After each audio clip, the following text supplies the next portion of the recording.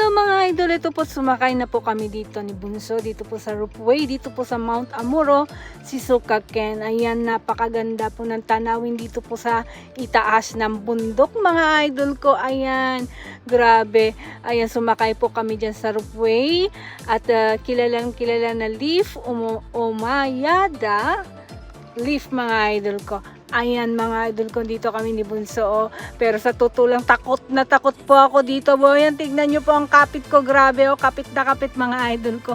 Takot din po ako sa taas mga idol ko.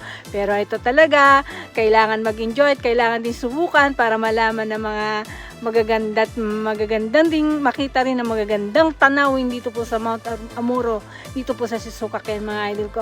Halina po kayo at subukan nyo mga idol ko. It's a good experience.